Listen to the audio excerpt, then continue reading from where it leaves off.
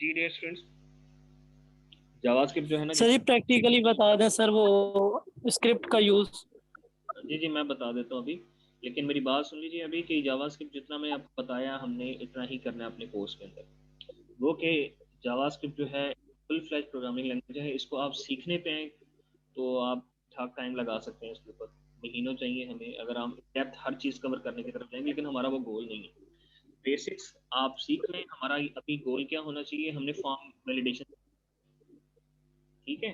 The basic goal is to learn form validation. आपको form validation आ जाए, और मैं कोशिश करूंगा कि थोड़ा एनिमेशंस के ऊपर भी टाइम निकाल के ना आपको सिखाऊं कि एनिमेशंस जो है किस तरह से बनाते हैं यूजिंग द जावास्क्रिप्ट। और सीएसएस के थ्रू भी एनिमेशन आजकल हो जाती हैं बड़ी अच्छी, और फुल फ्लैज आप एनिमेटेड कंटेंट जो है वो ऐड कर सकते हैं अपने एचटीएमएल डॉक्यूमेंट के अंदर। तो चलें दोनों तरीकों से हम देख लेंगे, लेकिन फॉर द टाइमिंग आपका गोल ये होना चाहिए कि हमें फॉर्म वैलिडेशन सीखनी है कि जावास्क्रिप्ट का बेसिक यूज और फॉर्म वैलिडेशन हम किस तरह से परफॉर्म करते हैं, ठीक है। इसके बाद जी हम नेक्स्ट स्टार्ट करेंगे एक्सएमएल को, एक्सटेंसिबल मार्कअप लैंग्वेज। जब हम अपने कंटेंट को ओवर द वेब हमने सेंड करना होता है from one computer to another computer, तो हम क्या करते हैं उसे पार्स कर लेते हैं उसको एक्सएमएल के अंदर।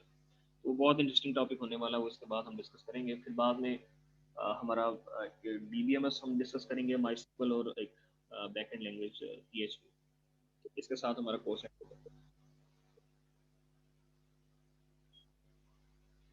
PhD moderation as like PhD moderation as a like Photoshop भी सीखना है सर, क्या मतलब पीएचडी मॉडरेशन के?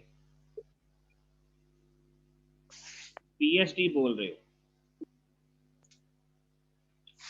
पीएचडी फाइल कन्वर्जन बता रहे हो? वो जो पीएचडी फाइल को कन्वर्ट करना होता है हमें एचटीएमएल सीएसएस। कौन है नासर मदनी? ओपन करो माइक। सर जी ये मतलब कि फोटोशॉप को यूज करते हैं उसके बाद वो भी सर सिखाइएगा थोड़ा बहुत सर जी। पीएचडी मॉडरेशन नहीं होता, उसे हम बोलते हैं पीएचडी फाइल कन्वर्जन। जी आपका डिजाइन जो बनता है पहले बनता है फोटोशॉप के अंदर सारा, ठीक है। और उसको फिर लेटर हम कन्वर्ट करते हैं into our HTML and CSS.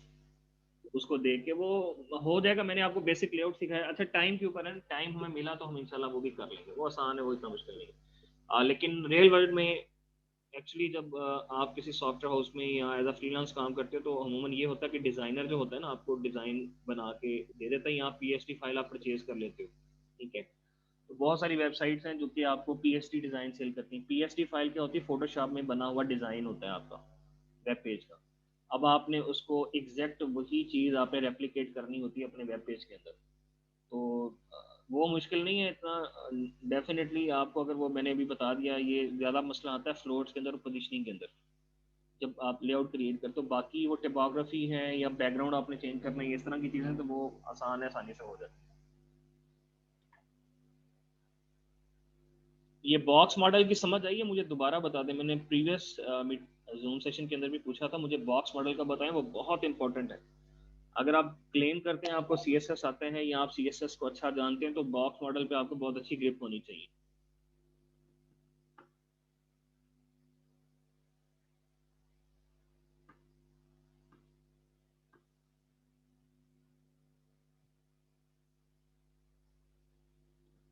Ji students kindly confirm करें कि बॉक्स मॉडल क्या होता है, मुझे बताएं।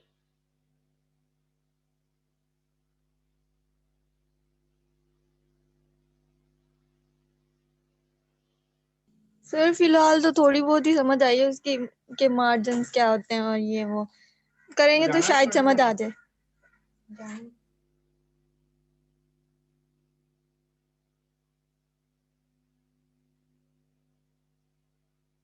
जी सी आर क्या होता है बॉक्स मॉडल?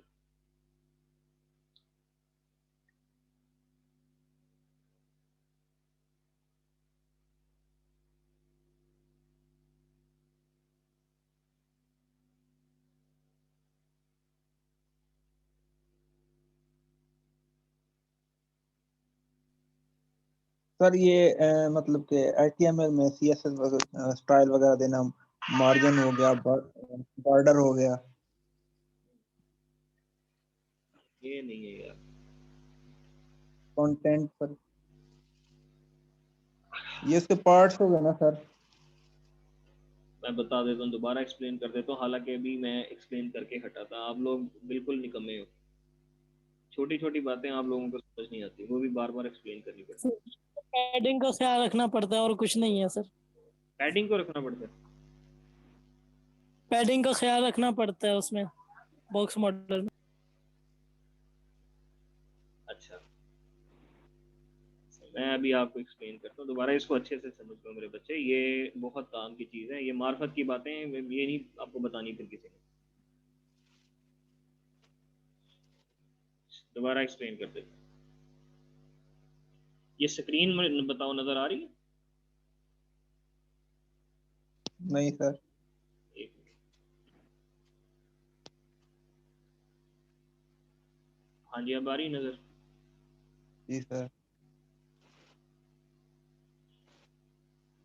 अच्छा जी, तो बॉक्स मॉडल हमारा सीएसएस का क्या है वो देख लो अच्छे से। देखो, कोई भी एलिमेंट हम ऐड करते हैं ना अपने वेब पेज में, आप हेडिंग ऐड करो, पैराग्राफ ऐड करो, डिव टैग ऐड करो, आप स्पैन टैग ऐड करो, या फिर आप कोई और टैग, एचटीएमएल डॉक्यूमेंट, वो सारे के सारे बॉक्स ही है।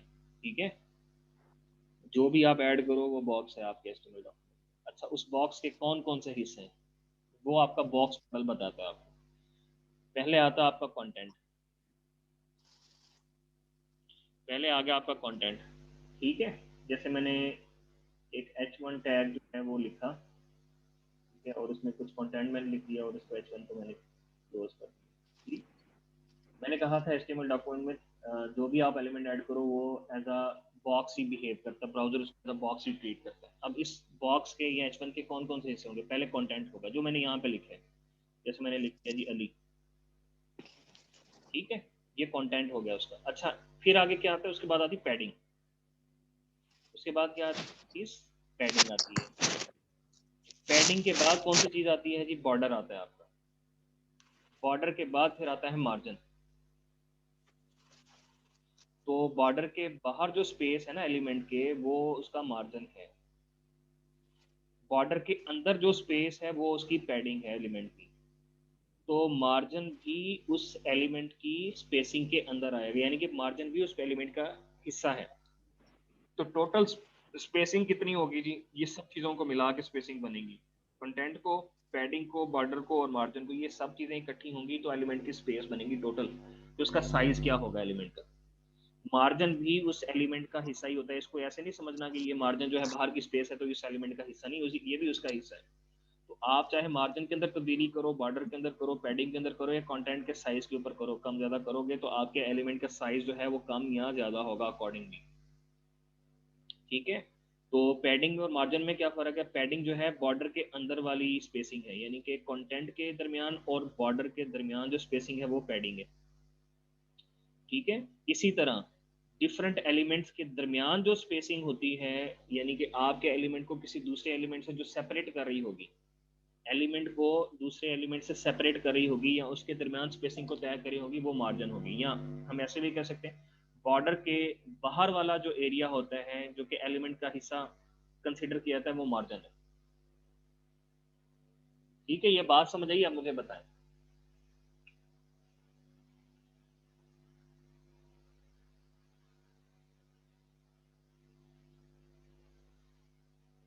काइंडली कंफर्म कर दें, फिर मैं आगे चलना जावास्क्रिप्ट पे। जी सर, आ गई। हाँ, मिसे ब्राउजर में भी मैं आपको दिखा देता हूँ।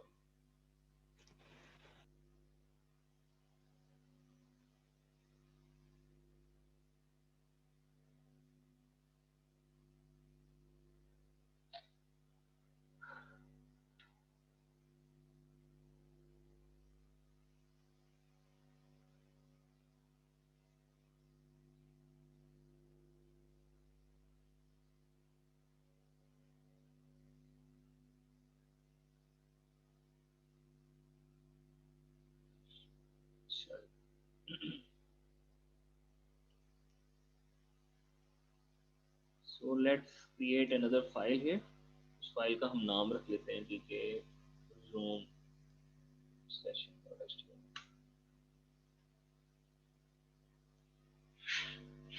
तो ये आईडी बहुत अच्छा है, ये आप इस्तेमाल करना सीखें। ठीक है, अब या इस तरह के स्निपेट्स जो हैं आपको वो सबलाइन में भी मिल जाएंगे।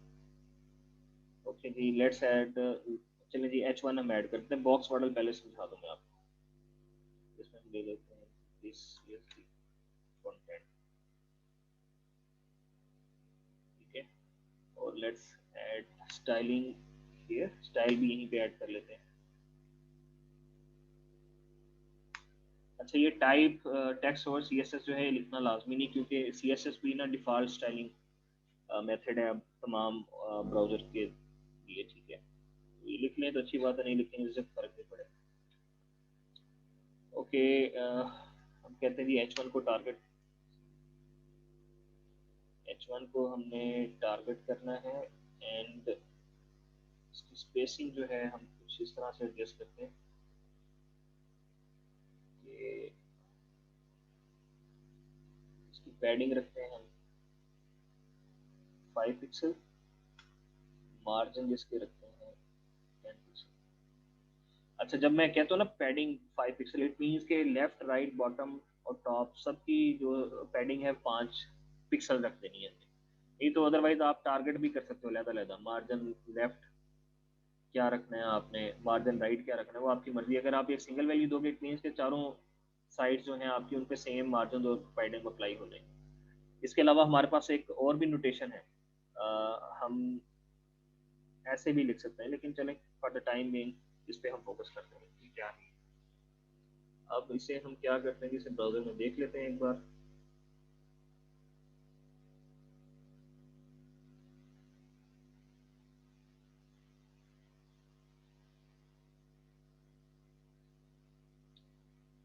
ठीक है जी, एज एक्सपेक्टेड ये हमारे वेब डॉक्यूमेंट के अंदर डिस्प्ले हो गया H1 जो कि हमने लिखा, दिस इज कंटेंट। अपना जाते हैं डेवलपर टूल्स के अंदर, ये इंस्पेक्ट करते हैं। यहाँ पे इंस्पेक्ट करने के बाद, इंस्पेक्ट करने के बाद ही हम चलेंगे जी, यहाँ पे फोकस करते हैं। ये एरो पे मैंने क्लिक किया, यहाँ पे हम लेके गए अपने कर्सर को। अब देखिए जैसे मैंने इसके ऊपर ये कर्सर अपना लेके गया हूँ ना, तो ये एज अ बॉक्स आपको नजर आ रहा है ऐसे ही, जैसे बॉक्स बना हो कंप्लीट। Yes sir. ठीक है, गुड। तो मैं इसमें ना बॉर्डर भी ऐड कर देता हूँ ताकि आपके समझने में आसानी हो। 1 पिक्सल सॉलिड ग्रीन। अब आप ये समझना था। अच्छा देखिए, ये आपका बॉक्स मॉडल देखें, इधर आ जाएंगे नीचे, ये नजर भी आ रहा है। ये आपका कंटेंट, मैं इसको हाईलाइट करके बता रहा हूँ। ये आपका कंटेंट हो गया, ठीक है। ये आपकी पैडिंग हो जाएगी, दीज आर द, इसको हाईलाइट कर, ये कंटेंट है हमारा, ये उसकी पैडिंग है, वो हाईलाइट भी हो रहा है देख। जैसे मैंने ये दरमियान में लेके गया हूँ, ये कंटेंट मेरा हाईलाइट हो गया, ये मेरा फ्रंट एरिया, ये हमारी पैडिंग है ऊपर जो हाईलाइट हुई है ग्रीन कलर, ये मेरा बॉर्डर है, ठीक है। और ये एडजस्ट मार्जिन है उसका। तो मार्जिन, बॉर्डर, पैडिंग और कंटेंट साइज, ये सब ऐड होके ही एलिमेंट का साइज तय करते हैं। आपने मार्जिन चेंज किए या पैडिंग चेंज की या आपने बॉर्डर का साइज कम ज्यादा किया, तो आपके एलिमेंट का साइज भी अकॉर्डिंगली चेंज होगा। और इससे होता क्या है, इससे आपका लेआउट जो है वो डिस्टर्ब हो सकता है, इसलिए मैं आपको समझा रहा हूँ। ठीक है, तो आपने जब भी साइजेस एडजस्ट करने हैं तो जरा देख के, देखभाल के, सोच समझ के साइजेस का आपने इंतखाब करना है, साइजेस में क्या रखना है। क्योंकि आप बॉर्डर का साइज कम ज्यादा करोगे, मार्जिन कम ज्यादा करोगे, आप पैडिंग कम ज्यादा करोगे या कंटेंट का एरिया जो है कम ज्यादा करोगे, तो डेफिनेटली उसका साइज जो है एलिमेंट का वो कम ज्यादा होगा। अब देखिएगा, अब मैं यहाँ पे पैडिंग जो है ना, मैं अगर करता हूँ 15 पिक्सल, अब क्या होगा, देखिए ना एलिमेंट का साइज हुआ हमारा चेंज, एलिमेंट का साइज मेरा चेंज हो गया। अब मैं दोबारा इसे कर्सर को लेकर हाईलाइट करता हूँ, यहाँ पे आ जाए, ये मेरा कंटेंट एरिया हो गया। अब देखें मैंने क्या कहा था, पैडिंग क्या होती है, आपके बॉर्डर के दरमियान और कंटेंट के दरमियान स्पेसिंग। ये दिस इज कंटेंट, मेरा ये कंटेंट हो गया, और बॉर्डर और कंटेंट के दरमियान जो स्पेसिंग है, वाइट स्पेस जो नजर आ रही है, ये हमारी क्या हो जाएगी, पैडिंग, ठीक है। और मैंने 15 पिक्सल लिखा है, देखेंगे 15 चारों साइड्स पे आ गए, टॉप पे, लेफ्ट पे, बॉटम पे और राइट पे, चारों साइड पे ये मेरा 15 पिक्सल अप्लाई हो गया। अच्छा, उसके बाद ही 1 पिक्सल का मैंने बॉर्डर ऐड किया, तो चारों साइड्स पे बॉर्डर है वो, और ये 10 पिक्सल्स की 4 साइड्स पे हमारा ये मार्जिन आ गया। तो ये सब चीज़ें एड अप होके ही मेरे कंटेंट का साइज तय कर रही हैं। होप्स हो कि ये कॉन्सेप्ट आपको समझ आया होगा, आपके बॉक्स मॉडल क्या होता है।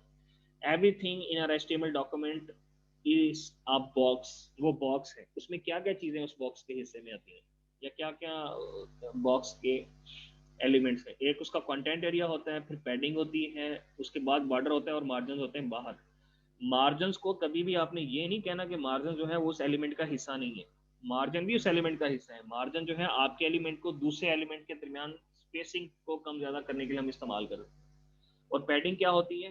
बॉर्डर के दरमियान और आपके कंटेंट के दरमियान स्पेसिंग को तय करती है। ये बात समझ आई है? Yes sir. या अभी भी समझ नहीं आई? हो गया सर, समझ आ गई। ओके समझ आ ठीक गई है। है सर। ठीक है, ये बहुत इंपॉर्टेंट कॉन्सेप्ट है, ये अच्छे से याद रखिएगा हमेशा।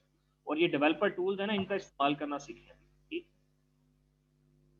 तो ये आप किसी एलिमेंट को हाईलाइट करोगे ना, तो ये बॉटम पे ये एलिमेंट्स वाले सेक्शन के अंदर ये उधर उसका बॉक्स मॉडल भी दिखा रहा होता है आपका ब्राउजर कि आपके जो कंटेंट है उसका साइज कितना है जी, 559 मल्टीप्लाई बाय 37, यानी कि हॉरिजेंटली कितने पिक्सल दे रहा है जी, 559, और वर्टिकली कितने पिक्सल दे रहा है, 37।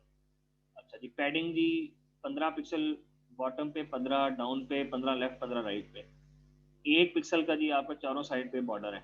फिर 10 पिक्सल की आपकी क्या है जी, मार्जिन है चारों साइड। ठीक है, तो you can take the idea कि हम किस तरह से हमने बॉक्स मॉडल को ट्रीट करना है या किस तरह से हैंडल करना है। अच्छा जी, अब हम थोड़ा जावास्क्रिप्ट की प्रैक्टिस कर लेते हैं।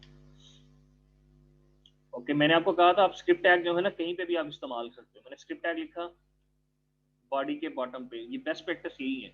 क्योंकि अगर आप स्क्रिप्ट टैग जो है आप हेड सेक्शन में ऐड करोगे तो वो भी ठीक है, गलत नहीं है, लेकिन आपने कोई लेंथी कोड लिखा हो या थोड़ा टाइम लगना है जिसको एग्जीक्यूट करने में, तो आपके पेज की लोडिंग टाइम जो है वो ज़रा स्लो हो जाएगा। इसलिए बेहतर ये है कि पहले आपका HTML डॉक्यूमेंट सारा डिस्प्ले हो जाए, बाद में आप उसे अपने स्क्रिप्ट को एग्जीक्यूट करो। अच्छा जी, यहाँ पे हम क्या करते हैं, मैं आपको इस्तेमाल सिखाता हूँ। हम एक वेरिएबल बनाते हैं ए, उसको वैल्यू साइन कर देते हैं कि 25। ठीक है, और कंसोल हमारे पास एक ऑब्जेक्ट है हमारे ब्राउज़र का। ठीक है, उसमें हम कंसोल डॉट लॉग लिखते हैं।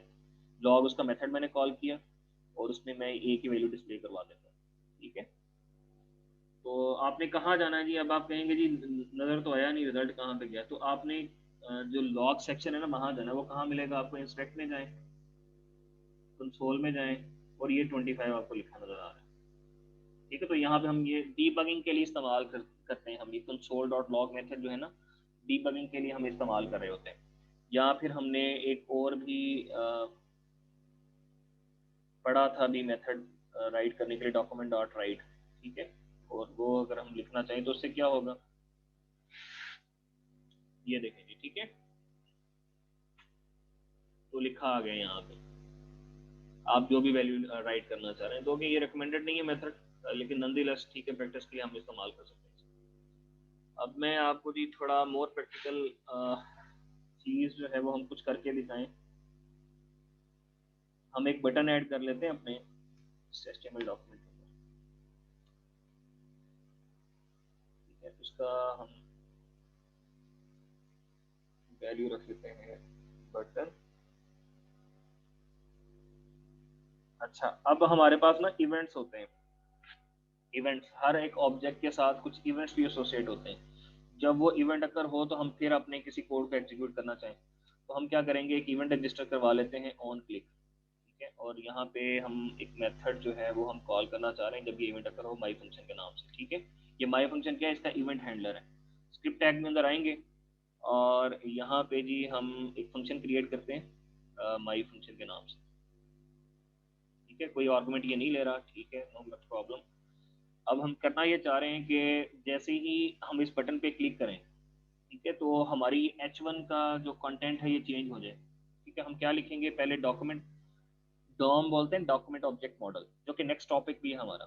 ब्रीफली बता देता हूँ, जब भी आपका वेब पेज ब्राउजर के अंदर लोड होता है तो आपका वेब ब्राउजर जो है उसमें वेब पेज में मौजूद जितने भी ऑब्जेक्ट्स उनकी एक हायरार्की बना लेते हैं। ठीक है, तो उसमें टॉप पे हमारे पास विंडो होता है, फिर डॉक्यूमेंट आता है, उसके अंदर डॉक्यूमेंट के अंदर तमाम हमारे एलिमेंट्स हैं। मैं डॉक्यूमेंट में जाऊंगा, गेट एलिमेंट बाय आईडी, एक मेथड कॉल करूंगा, मैंने आईडी के थ्रू एक एलिमेंट को एक्सेस करना है। अच्छा, H1 को हम एक आईडी असाइन कर देते हैं, आईडी रख लेते हैं इसकी हेडिंग, और मैं जी get element by ID double quote के अंदर लिखता हूँ जी हेडिंग।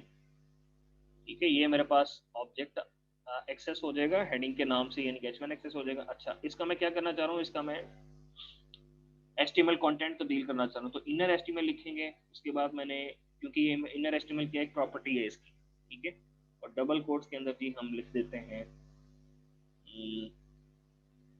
Web programming. ठीक है जी, अब देखिएगा जैसे ही हम क्लिक करते हैं बटन पे तो हो गया चेंज,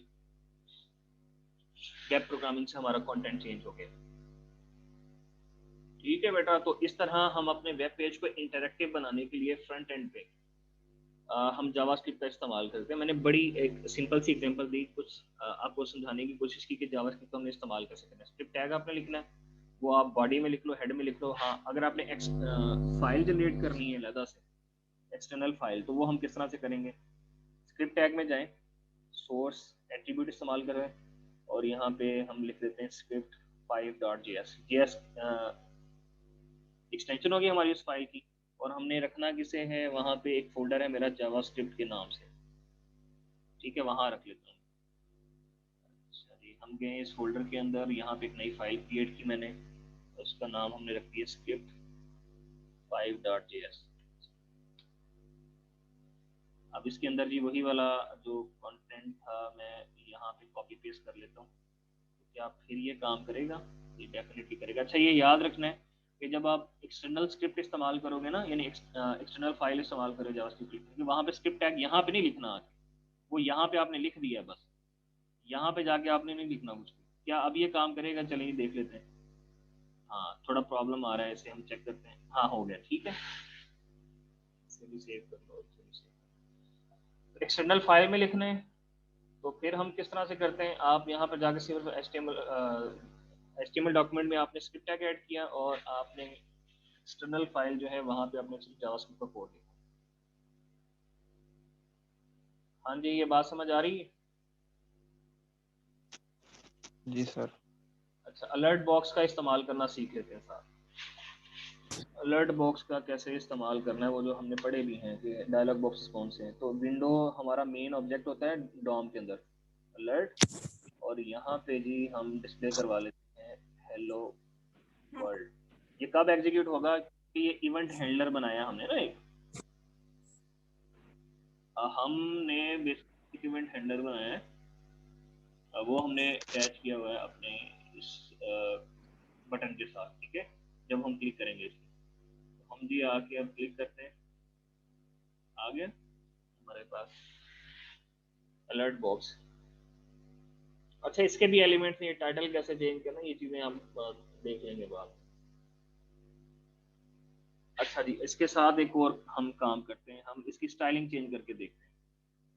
अच्छा, ये सारा काम याद रखिए, यूजर साइड पे आपका वेब पेज लोड हो चुका है, उस टाइम पे हो रहा है।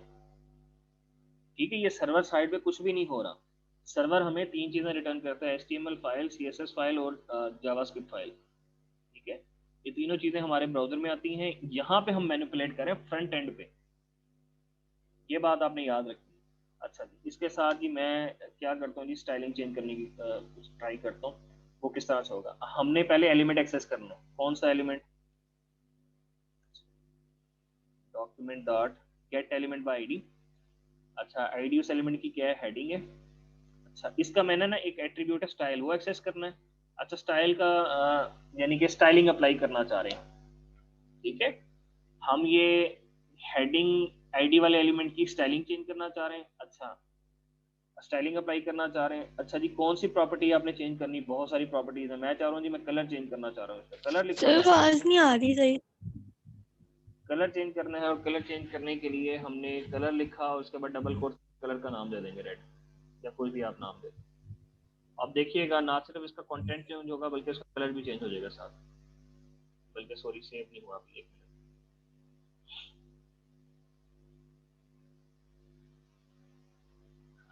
देखिए, 1 minute let me check.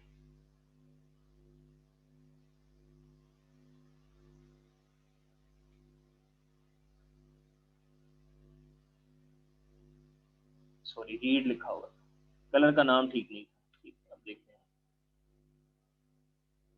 Save किया हमने, ठीक है। तो ऑप्शन आर एंडलेस, बहुत सारे हम इंटरेस्टिंग काम जो है जावास्क्रिप्ट को इस्तेमाल करते हुए कर सकते हैं। मैंने कुछ एग्जांपल्स आपके सामने रखी हैं। Possibilities are endless. जो मैंने स्लाइड दी हैं उसको गो थ्रू करें। कल हम डॉम का एक टॉपिक है वो हम डिस्कस करेंगे, और उसके साथ हमारा जो HTML का टॉपिक है वो भी इख्तिताम पजीर होगा। अभी आज जो कुछ पढ़ा है हमने, मैं आपको 5 मिनट देता हूँ, अगर आपको कोई पॉसिबल क्वेश्चन है तो more than welcome ask question.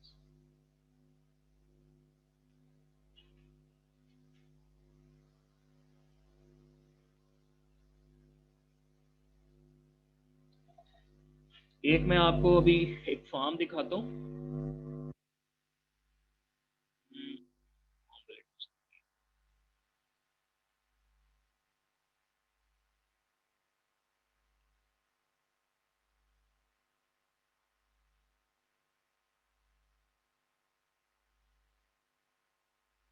आपने ऐसा मुझे एक फॉर्म बनाकर दिखाना है और उसकी फॉर्म वैलिडेशन भी करनी है, ठीक है। ये हम कुछ चीज़ें ना इसके फॉर्म वैलिडेशन के बारे में कल डिस्कस भी करेंगे, लेकिन ये आपकी एक असाइनमेंट होगी इस तरह से बनाना। फॉर एग्जाम्पल, मैं फॉर्म को सबमिट करने की कोशिश करता हूँ ना, वो मुझे कह रहा नहीं कि आप अपना नाम जो है वो प्रोवाइड करें। मैं नाम प्रोवाइड करता हूँ, बाकी किसी फील्ड का कंटेंट नहीं देता, वो मुझे दोबारा फोर्स कर रहे हैं कि आप अपना फादर नेम भी प्रोवाइड करें। अब ईमेल जो है वो मैं लिखता हूँ, ठीक है, और अगर सेल नंबर नहीं देता वो देन मुझे फोर्स करेगा कि सेल नंबर भी आप अपना प्रोवाइड करें, ठीक है।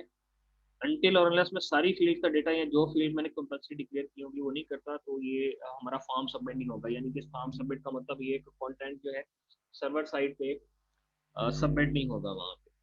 तो ये एक बहुत अच्छी एक एग्जांपल है जावास्क्रिप्ट को यूज़ करते हुए हम जो कर सकते हैं। तो काइंडली मेक श्योर कि आपका ये आनी चाहिए आपको। कल थोड़ी चीज़ें हैं इससे मुतालिक हम डिस्कस करेंगे, ठीक है जी। कोई क्वेश्चन नहीं है आपका? No sir. चलें जी, ठीक है। अल्लाह हाफिज़। अपना ख्याल रखिएगा, और अगर कुछ चीज़ आपने पूछनी है तो अभी मुझसे पूछ लें। No sir, thank you. चलें जी, ठीक है। ओके, अल्लाह।